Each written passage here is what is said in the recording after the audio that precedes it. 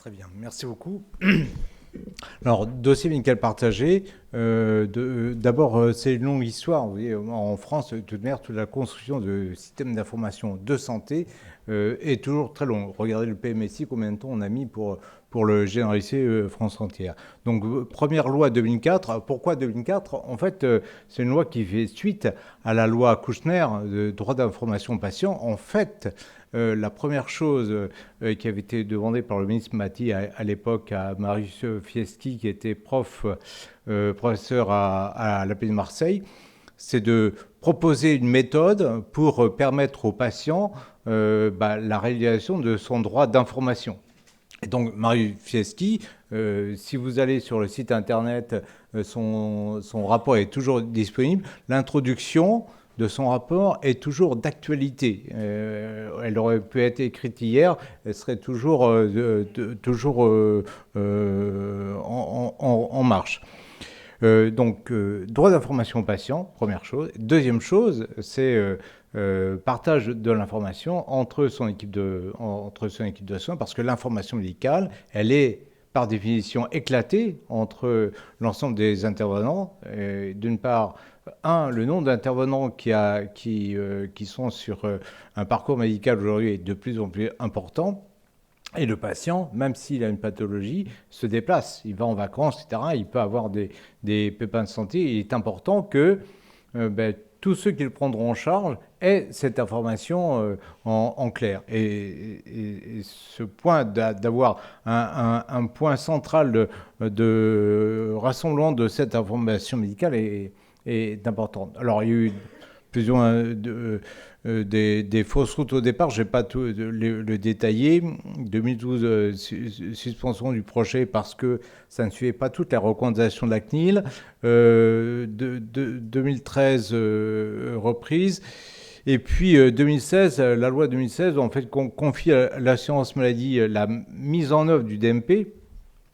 J'ai bien mise en œuvre, mais l'assurance maladie ne dispose pas des bases du DMP. L'assurance maladie ne peut pas aller sur le DMP. Par contre, elle travaille justement à ce que cette information soit correctement formatée et distribuée. Et puis 2018, alors 2016, on a repris. On a travaillé sur 9 départements pré-série en 2017 et puis 2018 on a généralisé et on a atteint aujourd'hui 8 millions 500 euros, 8 millions 500 000, c'est au 31 décembre, mais on améliore tous les jours. À la date d'aujourd'hui, on est à 8 millions 750 000 dossiers. Et puis, comme le rappelait Raphaël tout à l'heure, en fait, le Parlement a continué pour accentuer l'usage du DMP en France, puisque dans la loi de STSS du mois de juillet dernier, en fait, il prône l'opt-out. L'opt-out a été voté, c'est-à-dire création automatique du DMP, sauf droit d'opposition du patient. Et donc, ce sera opportun à partir du 1er juillet 2022. Et donc, tout va reposer effectivement sur la confiance des patients dans ce système d'information pour généraliser cet aspect-là. Donc, vous voyez les données qu'il y a. Donc, ce qui est important, on y reviendra tout à l'heure, c'est que l'ensemble des professionnels de santé et établissements de santé alimentent le DMP. Alors, il y a 3 ans, il y a une centaine d'établissements alimentés. Aujourd'hui, on est à 450 établissements et ça progresse de jour en jour. Au niveau des CHU en particulier, il y avait 5 CHU qui alimentaient il y a 3 ans. Aujourd'hui, on est à 24 CHU. En gros, 0,7% des médecins généralistes alimentaient le DMP. On est à 22% aujourd'hui. Donc certes, on n'est pas à 100%, mais ça progresse en fait. Et donc on a les 2 années devant nous, de 2020-2021, pour que à l'arrivée de l'opt-out, on ait un maximum d'objets connectés. Donc, l'information qu'il y a dans le DMP, en fait, ce sont principalement des comptes rendus, des synthèses le DMP n'est pas un dispositif médical, pour reprendre la discussion de ce matin, c'est un entrepôt de données, d'une part. Il ne remplace pas le dossier médical du médecin, quel qu'il soit. C'est simplement un résumé d'informations de l'histoire médicale du patient. Et résumé de l'information qui est essentiel. En particulier, il y a un document hyper essentiel, c'est le volet de synthèse médicale que doit remplir le médecin traitant pour tous les patients, notamment qui sont en maladie longue et coûteuse, en fait, qui permet d'avoir les pathologies, les antécédents, les traitements, les allergies, les intolérances médicamenteuses, en fait, tout élément d'information qui est utile de savoir, notamment pour un médecin urgentiste lorsque le patient est accueilli en urgence ou lorsque le patient part en vacances ou en déplacement et est pris en charge par un médecin qu'il ne connaît pas. Donc, ceux qui mettent l'information, c'est évidemment le médecin traitant avec le volet de synthèse médicale, les établissements de santé pour les comptes rendus hospitaliers, les laboratoires de biologie, compte rendu en particulier, et puis tous les médecins spécialistes pour mettre le compte rendu de consultation, en particulier les radiologues, les comptes rendus de radiologie, et on fera un pontage avec les images par ailleurs. Et puis l'assurance maladie met de l'information, en fait, et c'est l'objet essentiel de sa confiance, en définitive. L'assurance maladie dispose d'informations de remboursement, notamment le détail des médicaments, l'ensemble des actes qui ont été exécutés avec la spécialité du médecin. Et donc, à la création du DMP, est mis automatiquement 2 ans d'historique de remboursement avec l'ensemble des médicaments notamment, et puis tous les actes. Et ensuite, cette information est mise au jour, et mise à jour au fur et à mesure des remboursements. Et d'ailleurs, dans la salle, qui parmi vous a ouvert son DMP? Pas mal. Donc, vous avez observé l'alimentation justement par l'assurance maladie de ces informations. Alors, il permet le stockage et le partage de l'information. Et demain, il va faire plus. En fait, le sujet, aujourd'hui, le DMP n'est constitué que de données en PDF. Donc, c'est un. Alors, en PDF, parce qu'on ne va pas demander déjà à tous les médecins de remplir en structuré les données, parce que là, on n'est pas encore. Mais par contre, il y a comme certaines professions qui vont alimenter nativement en structuré les laboratoires de biologie. On a signé une convention avec les laboratoires pour qu'ils alimentent le DMP en compte rendu, si possible en données structurées, donc en code LOINC en particulier. Et puis, évidemment, notre but, c'est aujourd'hui, donc c'est un DMP passif.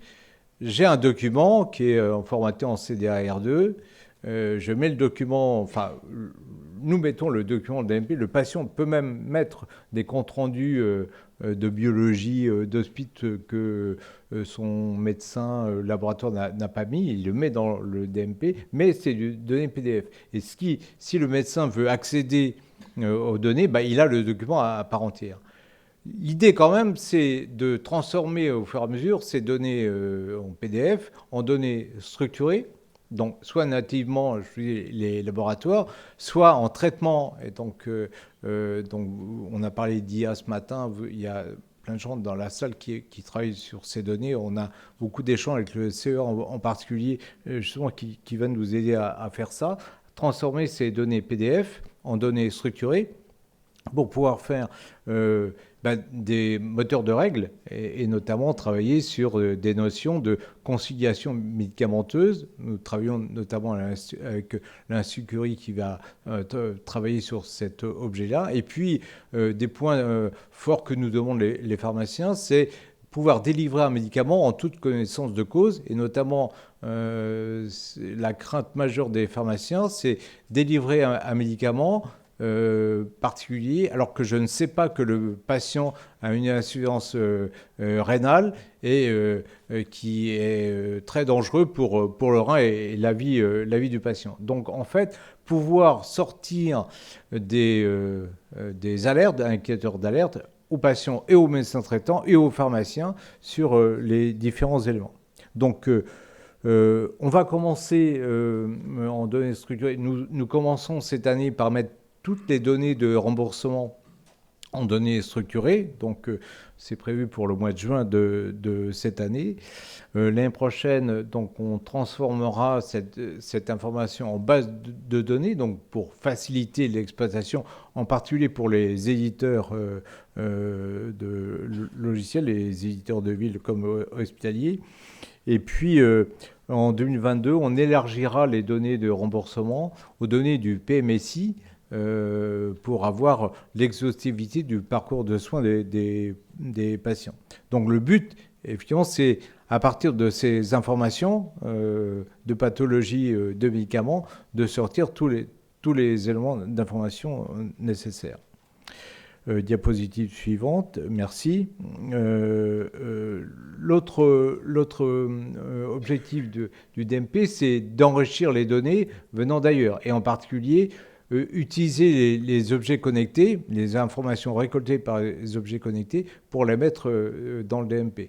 Donc nous allons faire un appel à projet bientôt pour justement récupérer, identifier les objets, donc notamment les objets qui suivent le diabète pour récupérer des informations, et puis une information aussi sensible qu'est le poids. En tout cas, tous les médecins nous disent avoir le suivi du poids du patient, qui est annonciateur de pathologies potentielles en particulier. Et donc, c'est récupérer ces constantes dans le DMP et en faire un suivi régulier pour l'analyse. Ensuite, voilà. Analyse des données pour faciliter la prise en charge du patient. En fait, et donc, première demande des médecins. Le DMP, bientôt, va avoir des centaines de documents. Alors, je leur dis bien, écoutez, avant d'avoir une centaine, au moins mettez-en un d'abord. Après, on verra une centaine. Mais au moins, préparons-nous. Donc, un des premiers objets qui est demandé, c'est de mettre en place des moteurs de recherche sémantique. Donc, le pontage tout à l'heure avec les données structurées, justement, pour permettre au médecin, le médecin le cardiologue qui a un patient qui a une cardiopathie ischémique, qui veut savoir tous les documents qui traitent de cette information dans le DMP, je tape cardiopathie ischémique et donc tous les documents apparaissent. Ça, c'est la première demande que nous font les médecins, donc, sur lequel on va travailler. Et puis d'autre part aussi, un médecin me disait, moi le DMP, quand j'ouvre le DMP, je veux savoir en 20 secondes ce qu'a le patient. Donc, alors certes, il y a le volet de synthèse médicale, mais en définitive, ce qui compte aussi, c'est de pouvoir faire une synthèse médicale de l'ensemble des documents qui sont dans le DMP. Et donc là, c'est pareil, travailler avec même des algorithmes d'IA vont pouvoir nous aider pour arriver à faire ce genre de choses. Donc, nous allons travailler avec des unités de recherche pour mettre en place ces éléments-là. Ensuite, alors, les principaux freins, effectivement, vous en avez beaucoup parlé sur la présentation de l'étude tout à l'heure, donc manque de connaissances, crainte de la sécurisation ou de manque de sécurisation des données d'information, perte de contrôle, investissement limité des professionnels. Donc, en fait, c'est face à ça, donc manque de confiance. Et donc, derrière, justement, améliorer cette confiance. Donc, d'abord, information. Vous avez tous vu la campagne de communication, le DMP, la mémoire de votre santé, voilà, c'est ça. Et donc, il y a eu 2 campagnes. Une autre campagne reprendra cette année. Et puis, suite à ces campagnes, on a fait des études justement pour voir le taux le taux d'approche. Ce qui est intéressant, c'est que la boîte qui a fait la campagne de communication a eu des awards en or ou je sais pas quoi. Enfin, en tout cas, ils ont été primés. Moi, j'ai eu aucun argent, rassurez-vous. Mais eux ont été primés, effectivement, pour la qualité des spots qui ont été faits à ce moment-là. Et donc, l'intérêt porté par le patient a augmenté. Et donc, l'image de marque du DMP s'est accrue, y compris auprès des médecins, même si tous, on n'est pas encore à 100% des médecins qui ont une bonne... bon, on n'est pas au niveau de Macron, mais on est un peu meilleur. Donc voilà, on est content. Alors, la sécurité, évidemment, c'est là-dessus que tout le monde craint. Alors d'abord, les données du PMSI sont hébergées par un hébergeur agréé hébergeur de données de santé, donc agréé par la ministre de la Santé, qui répond à un appel d'offres à part entière, qui est un hébergeur français du groupe Atos et qui est installé en France. La base DMP n'est pas sur un cloud international, et là en France, à Seclin dans le Nord. Ça respecte, parce que c'est dans la loi, le cadre de la PGSSIS, donc Politique Générale de Sécurité des Systèmes d'Information de Santé. Donc les données sont chiffrées avec une clé de chiffrement par DMP, ce n'est pas une clé de chiffrement de la base. Les tuyaux sont chiffrés, et ça répond au plus haut niveau de sécurité informatique permis aujourd'hui.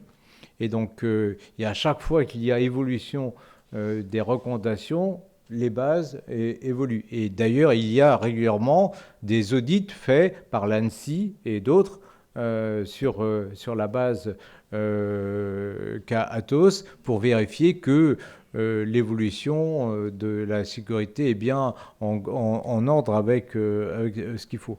Le respect du RGPD, c'est évident. En fait, nous travaillons régulièrement, tout le temps avec la CNIL. À chaque fois que nous avons une version nouvelle du DMP, nous travaillons avant avec la CNIL pour définir les principales règles. Une fois que nous avons mis en place l'expression de besoin et les spécifiques, on retourne voir la CNIL pour vérifier que ça correspond bien à leurs points.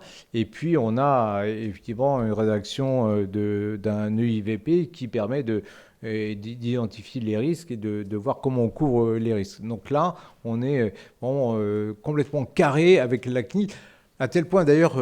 on nous reproche que pour accéder au DMP, c'est compliqué. Il faut identifier mot de passe plus à un code OTP que les médecins, il faut le carte CE. Eh oui, mais c'est les conditions imposées, à juste titre par la CNIL, et nous respectons ce cadre-là de cette sécurisation. C'est pas comme quand je vais sur Facebook, c'est autre chose, quoi. Donc la sécurité est plus forte. Donc voilà. Alors, l'autre point aussi pour sécuriser le patient, en fait, chaque consultation du DMP est tracée. Donc le patient peut voir à tout moment qui a consulté son DMP et quel document. Lorsqu'un PS accède pour la première fois au DMP, il est notifié, le patient est notifié qu'un nouveau PS accède à son DMP. Il peut vérifier ensuite ce qu'il a. Même chose, si le DMP du patient est vu en urgence, il sera notifié, son médecin traitant également. Et il peut masquer de l'information à son équipe de soins, sauf à son médecin traitant. Par définition, le médecin traitant n'a pas de masquage de l'information. Le patient peut s'opposer à ce qu'un PS accède à son DMP. Alors, c'est pas général. En fait, souvent, ce genre de choses arrive quand, dans la famille du patient, un membre de sa famille, beau-frère, belle-sœur, gendre, etc., et professionnel de santé, ne souhaite pas que le membre de sa famille puisse accéder un jour ou l'autre au DMP. Mais surtout, un PS, avant d'accéder au DMP, il doit demander l'accord du patient. Et en fait, cet accord se matérialise par une croix dans une case « J'ai l'accord du patient ». et ça génère le SMS ou l'email au patient lui indiquant que j'accède au DMP. Et donc, le patient peut à tout moment fermer son DMP, le rouvrir comme il veut. En tout cas, c'est à sa main. Alors, les principaux freins côté PS, d'abord en résumé, c'est l'ergonomie. En définitive, nous avons travaillé avec les éditeurs pour que le logiciel métier du médecin et des PS soit pleinement intégré au DMP, ou le DMP soit pleinement intégré au logiciel professionnel. Et donc là, ça dépend des éditeurs. Alors, il y a un gros boulot qu'on a fait depuis 3 ans avec les éditeurs et avec les médecins. On a réuni des groupes de travail pour leur dire simplifier les choses. Vous voyez, au début, il y avait un médecin qui me disait, attendez, pour mettre un document de DMP, il faut un certain nombre de clics. On va compter ensemble. Il fallait 8 clics au médecin pour mettre le document dans le DMP. Donc, vous voyez, déjà au bout de 2 clics, on lâche la souris. Donc là, c'est pas possible. Donc on a travaillé avec les médecins et les éditeurs justement pour simplifier le lien entre le logiciel métier et le DMP et faire en sorte que l'accès au DMP se fasse en un clic. Tout simplement. Et donc, alors tous les éditeurs n'ont pas fait les évolutions qu'il faut. On y va petit à petit. Les derniers sont en cours, mais on va arriver dans le courant de l'année à avoir en tout cas des logiciels qui sont simples. Et c'est cette information qu'il faut faire passer parce que un médecin n'aime pas changer de version de logiciel parce que ça change ses réflexes. Hein. Et donc, en fait, nous avons des ambassadeurs du DMP dans les caisses primaires, les délégués à l'assurance maladie et conseillers informatiques services, qui vont voir les médecins pour leur expliquer justement qu'il y a des versions plus simples, ou en tout cas plus liantes avec le DMP que ce qu'ils ont, et puis les former à comment saisir un volet de synthèse médicale et comment l'envoyer dans le DMP et comment accéder à des informations simples dans le DMP. Donc il y a tout un volet information, formation à faire que nous avons commencé et que nous allons continuer dans les semaines qui viennent. L'autre sécurité aussi, c'est le DMP. Alors le DMP aujourd'hui n'est pas à finalité recherche. Donc le DMP aujourd'hui n'est utilisable que pour les besoins des soins du patient. Et donc utilisable par le patient lui-même et par son équipe de soins, mais moyennant une carte CPS. Donc seuls les professionnels de santé, au sens du Code de la santé publique, peuvent consulter le DMP et sans carte CPS, il n'y a pas d'accès. Alors, sauf que côté établissement de santé, en accord avec la CNIL, nous sommes aujourd'hui en train de faire une expérimentation d'accès au DMP sans carte CPS, mais tout en assurant la parfaite sécurité et confidentialité des données que nous avons. Voilà. Et donc, voilà le point. Donc, je suis prêt à répondre à des questions sur le sujet. Merci.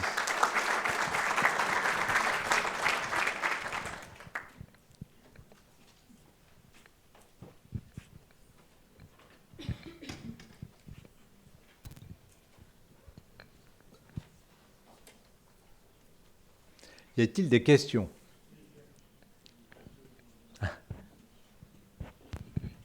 Oui, la dernière intervention, on est rassuré et le patient, en fait, il aime partager ses données dans la mesure où il sait où est-ce qu'elles vont. Elles vont chez les soignants, chez l'équipe soignante, et elles vont peut-être dans une équipe de recherche. Et il y a une réglementation, il y a un aller-retour avec la CNIL et il y a un respect. C'est peut-être un peu rude, peut-être un peu lent, mais ça s'améliore et effectivement, il y a des choses, il y a des ressources pour améliorer des ressources qui existent au niveau des hôpitaux, département d'informatique médicale, d'épidémiologie, et ils font ces boulots de conception, d'amélioration d'interface et tout ça. Il faudrait vraiment les associer dans soit les hôpitaux, soit les hôpitaux universitaires. Il y a beaucoup d'équipes qui peuvent, et des potentiels énormes qui peuvent apporter à ce niveau-là. Ceci contraste avec l'autre idée de partage qui était avancée auparavant, et qui développe une résistance supplémentaire à l'acceptation des technologies. La question de Internet of Things, la question de les GAFA qui veulent utiliser les données directement connectées les données à partir des objets connectés comme l'Apple Watch, comme Amazon qui fait son truc, Google Device qui fait son truc, et on ne sait même pas. Et donc là, ça court-circuite complètement toute la protection qu'offre la législation, qu'offre le système protecteur européen avec le RGPD. Et ça, donc c'est directement, c'est le patient qui tombe dans ce truc-là. Et là, il y a certains qui y vont, qui acceptent, mais je pense que c'est un danger particulier à l'acceptation de la technologie. D'une part, parce qu'il y a effectivement un point de vue marchand, commercial, mercantile clair, voilà, mais peut-être il y a un côté de développement de recherche, mais ce qui est plus grave, c'est que ça donne une grande méfiance par rapport à la technologie. Et tous les efforts que font les uns et les autres, les startups et tout ça, pour faire accepter et parler de l'IA, de l'automatisation, de ces concepts-là, risquent d'être, comment dire, les gens deviennent plus méfiants par rapport à ça. Quand on a donc je reviens à la dernière intervention, quand on a un parcours clair, on est protégé, on sait où on va, des choses comme ça, on est plus rassuré, on est plus confiant. Il y a, sur le long cours, une adhésion plus forte et plus prometteuse. Merci beaucoup. Oui, tout à fait. Bonjour. Donc, Alexandre Malouvier, PRA Health Science. Pour en revenir aux données patients, je vous invite à regarder le baromètre de l'AFCRO sur la relation entre les patients et leurs données et voir la schizophrénie totale entre ce qui concerne les données de patients données aux professionnels de santé et ce qu'ils racontent sur les réseaux sociaux. C'est juste hallucinant. Pour en revenir à la présentation plus sur tout ce qui était données de santé en vie réelle, je pense que vous étiez encore un petit peu dans l'ancien monde. Parce que les données de santé en vie réelle, c'est plus uniquement les études observationnelles. On a eu depuis une année des approbations de médicaments par l'agence américaine et l'agence européenne avec des bras synthétiques. Il n'y a pas de bras témoins dans les essais cliniques. C'est des données de santé en vie réelle historiques qui sont utilisées pour comparer. Donc cette idée qu'on fait que de l'observationnel, c'est plus vrai. Les données de santé en vie réelle sont utilisées maintenant dans les essais cliniques. Donc votre idée que s'il y a protocole, il n'y a pas de données de santé en vie réelle, ça va plus loin. On fait des études où le critère principal, c'est l'activité des patients. Et ça c'est pas plus en vie réelle que ça peut être. On les regarde H24, on récupère leurs données, et grâce à ça, on va pouvoir obtenir une AMM. Et enfin, l'autre concept qui, à mon avis, est très très flou et pas aussi distingué, c'est les données de santé et les données de bien-être. Si vous regardez les données d'activité, à nouveau, d'activité physique, ou les données d'alimentation, c'est des données certes de bien-être, mais qui ont une influence fondamentale sur la santé. Donc on est dans un secteur qui est en train d'évoluer à vitesse grand V, et il faut oublier complètement cette idée qui était vraie il y a encore un an ou deux, données de santé en vie réelle égale études observationnelles. Oui, tout à fait. En fait, vous voyez, là, nous avons encore 2-3 ans de boulot pour récolter l'information, avoir un DMP constitué et avec l'information pour toute la population. Et après, le point, ce sera qu'est-ce qu'on en fait. Donc, de passer d'un DMP passif à un DMP actif, voire un DMP intelligent avec la comparaison entre les protocoles de soins et le parcours de soins réel, et puis aussi de demander l'avis des patients, justement par des indicateurs de bien-être, pour voir justement les conséquences des traitements sur leur vie quotidienne. Mais ça, c'est en évolution, évidemment. Oui, question, pardon. Oui, bonjour, une question sur le DMP. L'idée, c'est d'avoir également une prescription électronique dans ce dossier partagé qu'on puisse envoyer à la pharmacie directement, par exemple ? Alors, oui, sauf que, comme le DMP n'est pas obligatoire, en fait, la e-prescription aura aussi son système d'information à côté. Mais ceux qui auront le DMP pourront mettre la e-prescription dans le DMP. Mais on ne peut pas utiliser le DMP comme uniquement support de la e-prescription parce que ce n'est pas obligatoire. C'est ça le point. Merci Yvon pour cette présentation toujours lumineuse quand tu parles du DMP. Merci beaucoup. On a vu que pour l'expérience australienne, on était passé dans l'opt-out de 1,9% à 10% de la population une fois que la bascule avait été totalement opérationnelle. Comment se prépare l'assurance maladie à ce passage à l'opt-out et surtout au risque de perte de confiance qui a été souligné tout à l'heure parce que finalement, si on ne fait rien, on en a un et quelque part, c'est quelque chose qui peut être mal perçu, en tout cas, par faute sans doute de pédagogie, par certains des patients. Donc comment est-ce que l'assurance maladie se prépare à ça ? Oui, en fait, elle se prépare. Et le point fort, c'est en information et surtout en information individualisée. Donc il y aura des campagnes, parce que l'opt-out est prévu pour le 1er janvier 2022, donc à l'automne 2021, il y aura des campagnes de communication largement déployées, mais aussi il y aura une information individuelle patient. Donc pour les amener à prendre en compte cet aspect-là.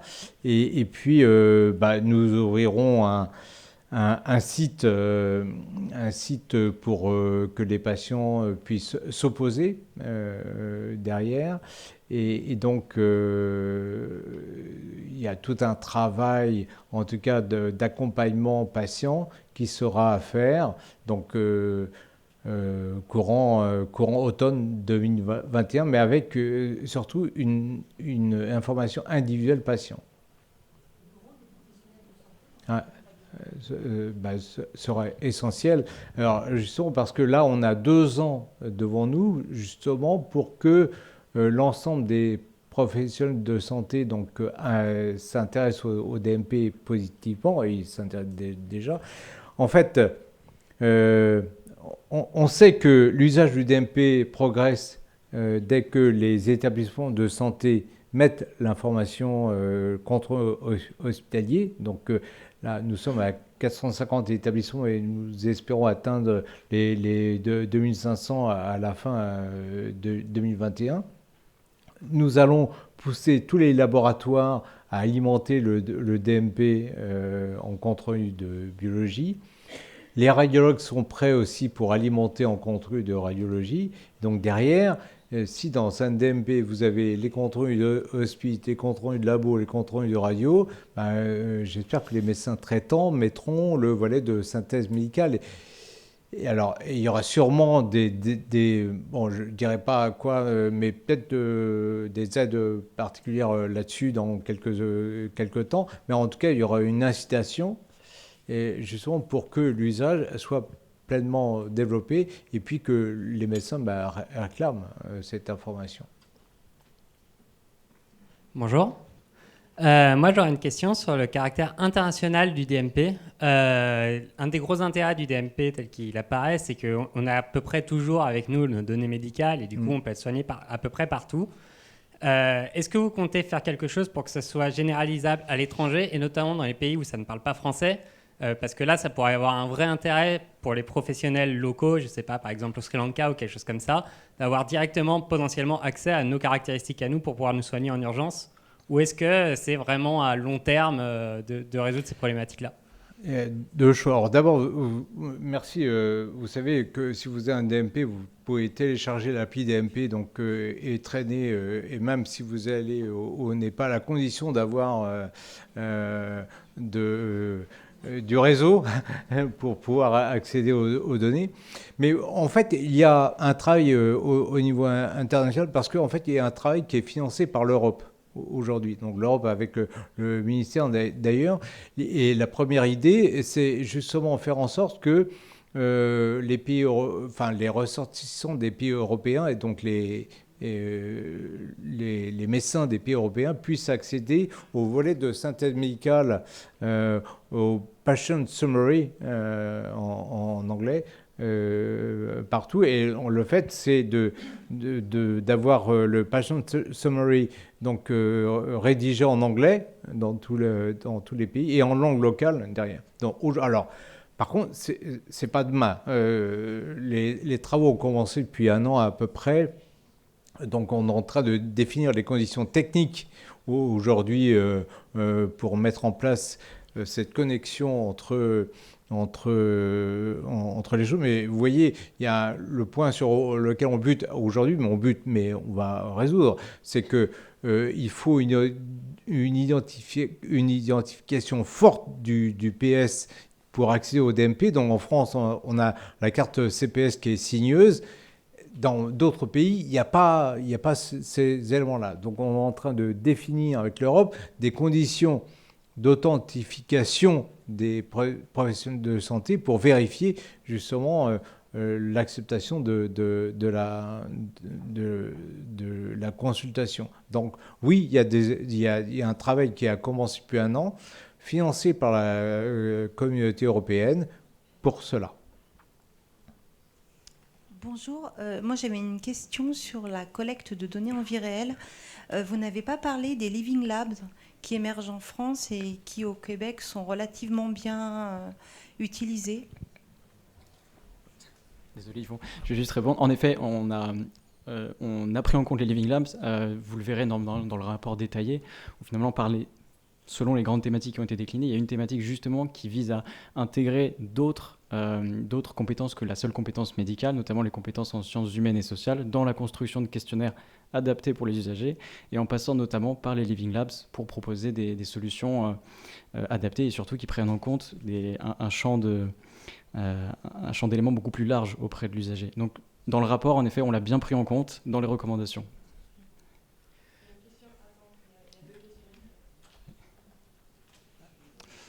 Question sur le DMP. Bonjour. Par rapport à selon confiance du patient et opt-out, dans l'exemple australien, on pouvait voir que le patient peut supprimer un document.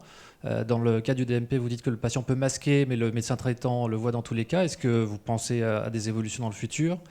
Deuxième point sur le opt-out, sur la fermeture de dossier, vous gardez les données pendant 10 ans, ce qui est marqué sur le site de l'assurance maladie. À quelle fin vous gardez les données pendant 10 ans alors que le patient a décidé d'un opt-out ? Oui, alors, on le garde pendant 10 ans parce que c'est la période de conservation de données en cas de recours. Donc, en fait, cette période décennale, c'est une période pendant laquelle tout recours par rapport à un soin peut être fait. Donc, c'est la loi. C'est pas l'assurance maladie. En plus, l'assurance maladie n'ira pas dans le DMP. Donc, c'est la loi qui recommande ce point-là. En cas de recours, eh bien, il peut toujours y avoir. Et en plus, cette période d'essai, recours encore 10 ans après ce recours. Donc, c'est la loi. Et la première question sur l'opt-out, pardon, c'était quoi ? Ah oui, la suppression. Alors, ça, c'est la règle. Alors, la règle, c'est seul l'auteur d'une information peut supprimer l'information. Donc, le patient ne peut pas supprimer une information qui a été mise par un médecin. Parce qu'en fait, le fait de mettre un document dans le DMP, c'est une responsabilité. Et donc, seul l'auteur peut corriger, bon, ça arrive, ou modifier, ou supprimer l'information. Et le patient peut supprimer ou modifier de l'information qu'il a mise lui-même. Mais on n'a pas le droit, en tout cas les médecins sont tout à fait opposés à ce qu'on modifie un compte-rendu qu'il a réalisé par ailleurs. Donc ça ne bougera pas. Bonjour, j'ai une petite question pour vous. On peut estimer que si ça marche, 90% au moins, la population française aura son DMP sur le French Cloud. Et moi, j'ai une question par rapport à ça. Vous dites que c'est une sécurité que d'avoir un French Cloud, mais si ça marche, on va mettre de plus en plus de données, et notamment des données d'imagerie qui prennent énormément de place. Premièrement, des objets connectés, c'est sans arrêt que les données sont là. Et donc, du coup, on va arriver à des milliards de terabytes. Je ne sais pas comment ça s'appelle, les milliards de terabytes. Est-ce qu'il y a la place suffisante sur le French Cloud ou est-ce que vous voyez un jour la possibilité d'arriver à demander d'être hébergé par un European Cloud? Merci. Merci. Alors, d'abord, première chose, on ne mettra pas les données d'imagerie, les images, dans le DMP. En fait, le travail que nous faisons aujourd'hui avec les radiologues et les éditeurs, c'est que dans le compte-rendu de radiologie, on ait l'URL justement du lieu de l'image, de stockage, et on cliquera sur l'URL. On a fait d'ailleurs un test qu'on a montré au ministère il y a un mois, à peu près, au début décembre, justement, pour montrer comment on pouvait cliquer et aller sur le PACS de l'établissement. Mais, pardon, mais on ne mettra pas. Alors, sur les objets connectés, on fera... les objets connectés qu'on mettra dans l'EMP, en fait, seront issus d'un appel à projet d'une part et d'une sélection d'un agrément. Donc, on ne prendra pas tous les objets connectés du monde existant. Il y aura une sélection faite par l'ANS, sûrement, ça c'est en cours. Mais alors, d'un point de vue, je sais pas, je suppose qu'il y a des informaticiens dans la salle. Mais au niveau informatique, on me dit toujours, la quantité, c'est pas un problème. Donc, alors, aujourd'hui, nous ne sommes pas dans les craintes de finitude du stockage. Et donc, on en parlera dans quelques années, si vous voulez. Oui. Bon, j'avais une question sur les utilisations à d'autres fins que les soins des données du DMP. Est-ce que vous avez un calendrier sur la communication que vous ferez en ce qui concerne ce périmètre-là? Et est-ce que le dispositif d'information que vous avez évoqué à horizon janvier 2022 va intégrer ces usages-là? Alors, en fait, le cadre de la loi est clair aujourd'hui. Les données du DMP ne peuvent servir que pour les soins du patient. Donc, les finalités, c'est prévention, coordination, continuité, sécurité des soins du patient. C'est pas prévu. Alors, on avait... souvent, dans les discussions sur la préparation de la loi, c'était de dire aussi à usage santé publique. Donc, pour faire une analyse collective ou macroéconomique des données. Et à l'époque, les représentants des associations de patients ont dit non, parce que c'est le dossier partagé du patient, donc on garde pour le patient. Donc la loi est comme ça aujourd'hui. Donc il n'y a pas d'autre usage que l'usage en interne pour le patient, donc par les équipes médicales. Il n'y a pas d'usage prévu pour la recherche, par exemple. Donc là, après, c'est l'évolution. Donc est-ce que la confiance dans le DMP sera telle que les associations de patients accepteront l'usage de recherche? Là, c'est l'évolution de la loi et le Parlement qui décidera.